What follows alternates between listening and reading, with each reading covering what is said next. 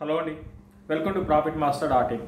ఇక ఈరోజు మార్కెట్స్ కానీ గమనిస్తే స్ట్రాంగ్ గ్లోబల్ క్యూస్ కారణంగా మన మార్కెట్స్ కూడా ఒక గ్యాప్ అప్ అనేది వచ్చింది. సో అక్కడి నుంచి మార్కెట్స్ కూడా చాలా స్టడీగా ఒక దశలో నిఫ్టీ 160 పాయింట్స్ దాకా పెరిగాయి. అయితే అంటే నిఫ్టీ పెరగడానికి బ్యాంక్స్ కారణం అని చెప్పొచ్చు. ఈవెన్ పడడానికి హై నుంచి కూడా కరెక్ట్ అయింది సెకండ్ హాఫ్ నుంచి, దానికి కూడా బ్యాంక్స్ అని చెప్పొచ్చు. ఇక ఓవరాల్గా నిఫ్టీ పరంగా చూస్తే ఈరోజు 11,578 హై అనమాట. తర్వాత అక్కడి నుంచి నిఫ్టీ బాగా అంటే ఒక 130 ఆ టైంలో మిడ్ సెషన్లో బాగా ప్రాఫిట్ బుకింగ్ అనేది కనపడి 11,452 లోకి టచ్ అయింది. అక్కడి నుంచి కూడా రికవరీ కావడం చూసాము. క్లోజింగ్ బేసిస్లో 11,503 దగ్గర క్లోజ్ అయింది. మరోవైపు బ్యాంక్ నిఫ్టీ 22,768 దగ్గర ఈరోజు హై ఫామ్ చేసి అక్కడి నుంచి కూడా బాగా బ్యాంక్ నిఫ్టీలో ఒక సెల్లింగ్ అనేది వచ్చి క్లోజింగ్ బేసిస్లో 23,370 దగ్గర దాదాపు ఈరోజు లోస్ దగ్గరే, అంటే ఈరోజు లో కానీ గమనిస్తే క్యాష్లో 22,247 దాదాపు ఈరోజు లోస్ దగ్గర బ్యాంక్ నిఫ్టీ క్లోజ్ అయిందని చెప్పొచ్చు. ఇక మార్కెట్స్కి బాగా ఈరోజు మనకి న్యూస్ బేస్డ్ ర్యాలీస్, అంటే న్యూస్ బేస్డ్ కొన్ని స్టాక్స్ ఉన్నాయి. దానికి అనుగుణంగా అంటే లైక్ టీసీఎస్ అనుకోవచ్చు, భారీగా పెరిగిందండి. ఇది అంతా కూడా F&Oలో కానీ చూసుకుంటే టాప్ గెయినర్ అదే, నిఫ్టీలో కూడా టాప్ గెయినర్ అదే. అందరికి తెలిసిందే, మనకి ఎల్లుండి రిజల్ట్ ఉన్నాయి. దీంతో పాటు కంపెనీ బైబ్యాక్ అనౌన్స్ చేయడం అనేది ఒక్కసారి ఈ స్టాక్లో మంచి ర్యాలీ అనేది వచ్చింది. దాని కారణంగా మిగతా ఐటీ కంపెనీస్ అన్నీ కూడా మంచి ర్యాలీ అనేది కనపడింది. ఇక్కడ గమనించాలి, లాస్ట్ ఒక 2 monthsలో ఐటీ కంపెనీస్ న్యూ హైస్ని ఫామ్ చేసుకుంటూ వెళ్తున్నాయి. తర్వాత లైఫ్ టైం హైస్లో ఇవన్నీ కూడా ట్రేడ్ అవుతున్నాయి. లైక్ టీసీఎస్ కానివ్వండి, ఇన్ఫోసిస్ కానివ్వండి, విప్రో కానివ్వండి, ఎప్పుడు పార్టిసిపేట్ చేయని విప్రో అండ్ హెచ్సిఎల్ టెక్నాలజీస్ ఇవి కూడా బాగా పార్టిసిపేషన్ బాగుంది ఈ మధ్యకాలంలో. ఇవన్నీ కూడా ఈరోజు మంచి అంటే ఐటీ అనేది బాగా ఓవరాల్గా మార్కెట్ ప్రధానంగా పెరగడానికి ఐటీ అనేది సపోర్ట్ చేసింది. ఇక టాప్ గెయినర్ టీసీఎస్, తర్వాత విప్రో ఇవన్నీ కూడా 7% పెరిగాయి. తర్వాత ఇంకొక టాప్ గెయినర్ వచ్చి టాటా స్టీల్ అండి. టాటా స్టీల్ లాస్ట్ కొన్ని రోజులుగా బాగా వీక్గా ఉంది, 400 నుంచి బాగా వీక్ అయింది. మళ్ళీ ఈరోజు 4.7% ఇది గెయిన్స్లోకి వచ్చింది. ఇక వీక్ అయిన స్టాక్స్లో బజాజ్ ఫిన్స్ రెండు కూడా వీక్ అయినాయి నిఫ్టీలో. తర్వాత శ్రీరామ్ సిమెంట్ ఒకటి బాగా వీక్గా ఉంది. ఇంకా F&Oలో కానీ డేటా కానీ గమనిస్తే ఈరోజు లాంగ్స్ బిల్డ్ అవుతున్న స్టాక్స్లో టీసీఎస్, క్యాడిలా, మ్యారికో కొన్ని స్టాక్స్ అండి. ఇవన్నీ హెచ్సిఎల్, ఎక్సైడ్ ఇండస్ట్రీస్. ఓవరాల్గా చూస్తే ఇప్పుడు చెప్పిన స్టాక్స్ అన్నీ కూడా ఏంటంటే మనకి ఎఫ్ఎంసీజీ కానివ్వండి, ఆర్ టెక్నాలజీ బేస్డ్ లేదా ఫార్మా స్టాక్స్, వీటిలో మాత్రమే లాంగ్స్ అనేది బిల్డ్ అవుతున్నాయి. కాబట్టి ట్రేడర్స్ దీన్ని బట్టి ఏమర్థం చేసుకోవాలంటే ఇటువంటి స్టాక్స్ మళ్ళీ డిప్ వచ్చినప్పుడు కరెక్షన్లో వీటిని షార్ట్ టర్మ్కి కొనుక్కోవచ్చు అనమాట. తర్వాత లాంగ్ అన్వైండింగ్ అని గమనిస్తే జీ ఎంటర్టైన్మెంట్, లాంగ్ అన్వైండింగ్ అంటే ప్రాఫిట్ బుకింగ్ అనమాట. జీ ఎంటర్టైన్మెంట్, బజాజ్ ఫైనాన్స్, తర్వాత బజాజ్ ఆటో, గ్రాసిమ్ వీటిలో లాంగ్ అన్వైండింగ్ అనేది కనపడింది. షార్ట్ కవరింగ్ అని గమనిస్తే Bandhan bank, IOC, PEL, Tata steel ఈరోజు బాగా పెరిగినా కూడా F&O పరంగా చూస్తే బాగా పెరిగినా ఓపెన్ ఇంట్రెస్ట్ పెరగలేదు. కాబట్టి ఇదంతా కూడా షార్ట్ కవరింగ్ ర్యాలీ అనమాట టాటా స్టీల్లో. ఇక ఫ్రెష్ షార్ట్స్ కానీ బిల్డ్ అయిన స్టాక్స్లో గమనిస్తే Escorts, L and T, PVR, Balakrishna Industries, LIC housing finance, RIL వీటిలో షార్ట్స్ బిల్డ్ అయినాయి. మనకు తెలిసిందే అండి, వీకెండ్లో ఆటోమొబైల్ నెంబర్స్ వచ్చాయి. దాదాపు అన్నీ కూడా బాగానే లాస్ట్ ఇయర్తో కంపేర్ చేసుకుంటే ఈ ఇయర్ ఈవెన్ మన ఎకానమీ బాగా లేకపోయినా కూడా ఆటోమొబైల్ సేల్స్ బాగున్నాయి. మరి ముఖ్యంగా హీరో మోటార్ కానివ్వండి, తర్వాత బజాజ్ ఆటో ఇవన్నీ కూడా మంచి నెంబర్స్ లాస్ట్ ఇయర్తో కంపేర్ చేసుకుంటే ఈవెన్ మారుతి కూడా అనౌన్స్ చేసే. అయితే M&M ఒకటి బాగా డిసప్పాయింట్మెంట్ చేసింది. తర్వాత ఈవెన్ అశోక్ లేలాండ్ కంటిన్యూస్గా అశోక్ లేలాండ్ కానీ గమనిస్తే నెంబర్స్ పరంగా సేల్స్ నెంబర్స్ పరంగా బాగా డిసప్పాయింట్మెంట్ చేస్తూ ఉంది. ఈసారి కూడా అశోక్ లేలాండ్లో పెద్దగా మనకి కనపడలేదు సేల్స్. మరోవైపు టాటా మోటార్స్ కూడా బాగానే మంచి నెంబర్స్ అనౌన్స్ చేసింది. అయితే చాలామంది అడగవచ్చు, మరి స్టాక్స్ పడ్డాయి. ఆబ్వియస్గా ఇవన్నీ కూడా మార్కెట్ ముందే ఊహిస్తుందండి. ఎక్స్పెక్టేషన్స్ అనేది అంటే ఇప్పుడు ఏదైతే ఉందో నెంబర్స్ ఈ విధంగా వస్తాయని మార్కెట్స్ ముందే ఊహించే ఆల్రెడీ స్టాక్స్ అన్ని కూడా బాగా పెరిగాయి. అయితే ఎప్పుడైతే ఈ న్యూస్ వచ్చిందో, అంటే ఈ న్యూస్ వచ్చిన వీకెండ్లో వచ్చిన తర్వాత ఈరోజు కొంచెం గ్యాప్ అప్ వచ్చే అన్ని స్టాక్స్, ఆటోమొబైల్ స్టాక్స్ అన్ని కూడా గ్యాప్ అప్ వచ్చినా కూడా ఏవి సస్టైన్ కాలేదు, అన్నీ కూడా హై నుంచి కరెక్ట్ అని. ఇంకా చెప్పాలంటే షార్ట్స్ బిల్డ్ అవుతున్నాయి. లైక్ ఎస్కార్స్లో షార్ట్స్ బిల్డ్ అయినాయి, తర్వాత మనకి అశోక్ లేలాండ్లో షార్ట్స్ బిల్డ్ అయినాయి. కాబట్టి ఇవన్నీ కూడా ఏంటంటే నెక్స్ట్ కపుల్ ఆఫ్ డేస్కి కొంత ర్యాలీస్లో సెల్ చేసుకోవచ్చు అనమాట. ఈ స్టాక్స్ని, ఆటోమొబైల్ స్టాక్స్ని ట్రేడింగ్ పరంగా ర్యాలీస్లో సెల్ చేసుకోవచ్చు. ఇది ఓవరాల్గా ఆటోమొబైల్ గురించి.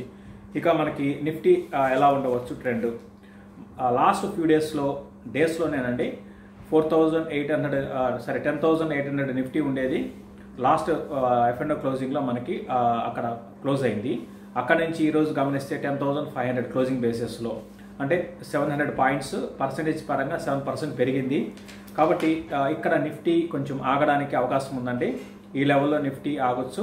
దీనికి తోడు మనకి రిజల్ట్ సీజన్ స్టార్ట్ అవుతుంది. ఆల్రెడీ చిన్న కంపెనీస్ రేపటి నుంచి రిజల్ట్స్ అనౌన్స్ చేయనున్నాయి. మన ఈ నెక్స్ట్ వీక్లో దాదాపు పెద్ద కంపెనీస్, ఐటీ కంపెనీస్ అన్నీ కూడా లైక్ ఇన్ఫోసిస్ కానివ్వండి, టెక్ మహీంద్రా లాంటివి నెక్స్ట్ వీక్లో అనౌన్స్ చేయనున్నాయి. ఈ వీక్లో అంటే ఎల్లుండే TCS రిజల్ట్ అనౌన్స్ చేయనుంది. కాబట్టి markets news based stock specific ఉంటుంది, న్యూస్ బేస్డ్ ఇండివిజువల్ స్టాక్స్లో ర్యాలీస్ ఉంటాయి. బట్ ఓవరాల్ మార్కెట్స్ నిఫ్టీ పరంగా ఇక్కడ నుంచి భారీగా పెరగకపోవచ్చు, అట్ ద సేమ్ టైం భారీగా పడకపోవచ్చు. అంటే కన్సాలిడేషన్లోకి మళ్ళీ నిఫ్టీ రాను రోజుల్లో రేపటి నుంచి కన్సాలిడేషన్లోనే ఉండే అవకాశాలు ఎక్కువ ఉన్నాయి. ఇక నిఫ్టీ రెసిస్టెన్స్ పరంగా చూసుకుంటే ఈరోజు ఏదైతే హై ఉందో 11,580 అనేది ఒక రెసిస్టెన్స్, తర్వాత 11,640 నుంచి 660 దగ్గర రెసిస్టెన్స్ అనేది ఫేస్ చేయొచ్చు. తర్వాత డౌన్ సైడ్గా గమనిస్తే మనకి 11,400 నుంచి 420 లెవెల్స్లో సపోర్ట్స్ అనేది నిఫ్టీకి ఉండవచ్చు. ఒకవేళ 11,400 కట్ అయితే కొంచెం నిఫ్టీలో వీక్నెస్ అనేది రావడానికి అవకాశం ఉంది. ఇక నిఫ్టీ బ్యాంక్ అని గమనిస్తే నిఫ్టీ బ్యాంక్ ఈరోజు వచ్చిన హై కొంత రెసిస్టెన్స్ అనేది ఫేస్ చేయొచ్చు అండి. అంటే 22,800 ఆ లెవెల్, 22,200 ఈ లెవెల్ బ్రేక్ అయితే మళ్ళీ నేను అనుకోవడం కొంచెం బ్యాంక్ నిఫ్టీ వీక్ అవ్వచ్చు. అయితే నా ఉద్దేశం ప్రకారం బ్యాంక్ నిఫ్టీలో ట్రేడింగ్ పరంగా వీక్ అయిందనే చెప్పొచ్చు ఈరోజు ట్రేడింగ్ ప్యాటర్న్ గమనిస్తే. దీనికి తోడు మనకు తెలిసిందే న్యూస్ ఏదైతే ఉందో ఈ మొరటోరియం అన్న న్యూస్ అనేది మళ్ళీ supreme court next week post phone చేసింది. అటు గవర్నమెంట్ని ఆ తర్వాత RBIని అఫిడవిట్ను 12th మనకి సబ్మిట్ చేయమని చెప్పింది. కాబట్టి మళ్ళీ నెక్స్ట్ వీక్ వరకు బ్యాంక్స్ అనేది కొంచెం ఒక రేంజ్లోనే ఉండవచ్చు. కొంత గ్లోబల్గా సెల్లింగ్ వస్తే ఈవెన్ బ్యాంక్స్లో కూడా సెల్లింగ్ రావడానికి అవకాశం ఉంటుంది. అయితే ఈరోజు దాదాపు అన్ని బ్యాంక్స్ హై నుంచి బాగా కరెక్ట్ అయినాయండి, అది గమనించాలి. ఓవరాల్గా ట్రేడింగ్ పరంగా బ్యాంక్ నిఫ్టీ అయితే సెల్ అండ్ ర్యాలీస్గా చెప్తాను. ఇది బ్యాంక్ నిఫ్టీకి సంబంధించి. ఇక రెగ్యులర్గా అడుగుతున్న స్టాక్స్లో ఈరోజు ఒక 2-3 స్టాక్స్ తీసుకుందాం ఉంది. అందులో భాగంగా టాటా కెమికల్స్ గురించి కంటిన్యూగా అడుగుతున్నారు. ఒకటండి, గతంలో కూడా ఈ స్టాక్ మనం డిస్కస్ చేసాము. బట్ టాటా కెమికల్స్ ఫండమెంటల్స్ పరంగా అంటే ఇది వాల్యూ పరంగా ఈ స్టాక్లో వాల్యూ ఉందండి, అయితే గ్రోత్ లేదు. మనం గ్రోత్ స్టాక్స్ అంటాము, తర్వాత వాల్యూ స్టాక్ అంటాము. వాల్యూ స్టాక్ అంటే వాల్యుయేషన్స్లో అట్రాక్టివ్గా ఏదైతే ఉంటుందో, అంటే లో PE దగ్గర ఉంది, అటువంటి స్టాక్స్ని వాల్యూ స్టాక్స్ అంటాం. బట్ ఇది వాల్యూ స్టాక్ని పరిగణించాల్సి ఉంటుంది కానీ గ్రోత్ లేదు. మెయిన్ వీళ్ళ బిజినెస్ వచ్చి సోడా యాష్ అండి. ఈ సోడా యాష్లో మళ్ళీ చాలా రకాలు ఉన్నాయి, చాలా రకాల సోడా యాష్లు ఉన్నాయి అన్నమాట. అయితే ఈ సోడా యాష్ అంతా కూడా ఏంటంటే అటు కెమికల్ ఇండస్ట్రీస్ డైస్లో వాడుతుంటారు, తర్వాత మనకి అగ్రికల్చర్లో వాడుతూ ఉంటారు, తర్వాత డిటర్జెంట్స్లో వాడుతూ ఉంటారు. సో ఈ విధంగా డిఫరెంట్ రంగాల్లో ఈ సోడా యాష్ని వాడుతూ ఉంటారు. అయితే వీళ్ళకి ఏంటంటే మెయిన్ ప్రాబ్లం ఏంటంటే ఒక 2017 మనం ఫర్ ఎగ్జాంపుల్ తీసుకుంటే ఆ ఇయర్లో రెవెన్యూస్ ఎంత ఉన్నాయో ఇప్పుడు కూడా సేమ్ అంతే ఉన్నాయి. నాట్ ఈవెన్ లాస్ట్ 3 ఇయర్స్లో కూడా కనీసం 5% గ్రోత్ లేదు. అంటే ఈ స్టాక్ గ్రోత్ లేని స్టాక్, అంటే ఇన్ టర్మ్స్ ఆఫ్ రెవెన్యూస్ పరంగా ఆర్ ప్రాఫిట్స్ పరంగా. కాబట్టి ఈ స్టాక్ భారీగా పెరిగిపోయే అవకాశాలు భారీగా లేవండి. రీసెంట్గా 340 దాకా వెళ్ళింది, అక్కడ నుంచి స్టాక్ కొంచెం కరెక్ట్ అయింది, ప్రస్తుతానికి 309 దగ్గర ఉంది. దీంట్లో మనకి ఎప్పుడైతే రిజల్ట్ బాగుండి కంటిన్యూస్గా ఇయర్ గ్రోత్ కనపరుస్తారో, అటు టాప్ లైన్ కానివ్వండి, బాటమ్ లైన్ కానివ్వండి, అప్పుడే ఈ స్టాక్లో మనకి పెరుగుదల ఏదో ఉంటుంది, స్టాక్ అప్రిసియేషన్ ఉంటుందండి. లేకపోతే ఈ స్టాకు పెద్దగా పెరిగే స్టాక్ అయితే కాదు. అయితే రీసెంట్గా కొంత యాక్టివిటీ అనేది ఈ స్టాక్లో ఇంతకుముందు ఏంటంటే కొంచెం డల్గా ఉండేది, ట్రేడింగ్ యాక్టివిటీ ఈ స్టాక్లో ఎక్కువైందండి. నేను కూడా ఈ స్టాక్ పెద్ద ఇన్వెస్ట్మెంట్ స్టాక్ అయితే కాదు. At the same time down side risk కూడా పెద్దగా ఉండదండి స్టాక్లో, ఇది లిమిటెడ్ డౌన్ సైడ్ రిస్క్ ఉంటుంది. కాబట్టి ఇక నిర్ణయం మీరు తీసుకుంటే నేనైతే మాత్రం ఈ స్టాక్ని ఒక ఇన్వెస్ట్మెంట్ స్టాక్ అయితే పరిగణించనండి. ఎందుకంటే టైం వేస్ట్ అయిపోతుంది, దీంట్లో ఇన్వెస్ట్ చేస్తే మీరు అవతల మనకు ఆపర్చునిటీ అనేది కోల్పోతాం. దీనికన్నా మంచి గ్రోత్ స్టాక్స్ చాలా ఉంటాయి, వాటిలో ఇన్వెస్ట్ చేసుకోవడం బెటర్ అండి. తర్వాత ఇంకొక స్టాక్ విషయానికి వస్తే ఇప్పుడు దాకా టాటా కెమికల్స్ గురించి చెప్పాను. ఇంకొక స్టాక్ స్పందన స్ఫూర్తి గురించి అడుగుతున్నారు. స్పందన స్ఫూర్తి అనేది ఏంటంటే ఇది మైక్రో ఫైనాన్స్ కంపెనీ. ఇది కానీ గమనిస్తే ఒక టైంలో 1400 ఉండేది, ఇప్పుడు ప్రస్తుతానికి 534 రూపీస్లో ప్రస్తుతానికి ట్రేడ్ అవుతుంది. ఈరోజు 4% పెరిగింది. ఈ మైక్రో ఫైనాన్స్ కంపెనీ అంటే ఇది మరీ ముఖ్యంగా ఏంటంటే గ్రామాల్లో, విలేజెస్లో వీళ్ళు చిన్న చిన్న బీపీఎల్ ఫ్యామిలీస్కి కొంచెం ఫైనాన్షియల్ సపోర్ట్ చేస్తుంటారండి. అంటే అటు బిజినెస్ పరంగా చెప్పాలంటే మైక్రో ఫైనాన్స్ వీళ్ళకి లోన్స్ అందిస్తుంటారు. దీంతో పాటు పర్సనల్ లోన్స్ కానివ్వండి, మార్టిగేజ్ లోన్స్, ఇవన్నీ కూడా ఏంటంటే middle class or below middle class వాళ్ళకి గ్రూప్గా ఫామ్ చేస్తుంటే వాళ్ళకే ఇస్తుంటారు అనమాట.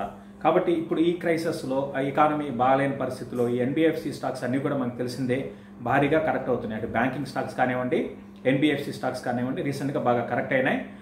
దాంతోపాటు పెరగటం లేదు, మార్కెట్ ఎంత పెరిగినా కూడా పెరగటం లేదు. దీనికి ప్రధాన కారణం ఏంటంటే వీటికి కొంచెం ఈ క్రైసిస్ అనేది వీటి మీద డైరెక్ట్గా పడుతుందండి. అంటే చాలామంది డిఫాల్ట్ కావడానికి అవకాశాలు ఉంటాయి, తర్వాత పే చేయలేరు, ఇవన్నీ ప్రాబ్లమ్స్ అనేది బ్యాడ్ లోన్స్ ఎక్కువ అవుతాయి అన్నమాట. అసెట్ క్వాలిటీ అనేది బాగా తగ్గుతుంది. సో దాని కారణంగా ఈ స్టాక్స్ పెరగటం లేదు. అదర్వైజ్ స్పందన స్ఫూర్తి అంటే చిన్న మైక్రో ఫైనాన్స్లో చిన్న కంపెనీ, ఫండమెంటల్గా మంచి కంపెనీనేనండి, ఫండమెంటల్గా మంచి కంపెనీ. కాకపోతే ఇప్పుడున్న సిచ్యువేషన్లో ఈ స్టాక్ ఇమీడియట్గా పెరగకపోవచ్చు.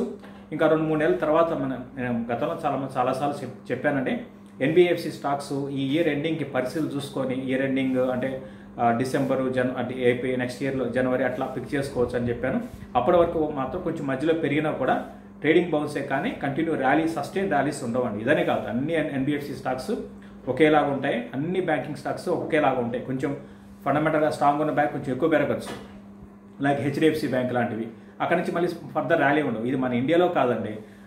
నిన్న వేరే ఒక యూకే వాళ్ళతో మాట్లాడాను. అక్కడ యూకేలో దాదాపు యూకే బ్యాంక్స్ అన్ని కూడా మల్టీ ఇయర్ లోస్ ఉన్నాయన్నమాట. తర్వాత అమెరికాలో మన ఎగ్జాంపుల్ కూడా నేను చెప్పడం జరిగింది. యూఎస్ బ్యాంక్స్ వెల్స్ ఫార్గో కూడా అది కూడా లైఫ్ టైం లోస్ దగ్గర ఉంది.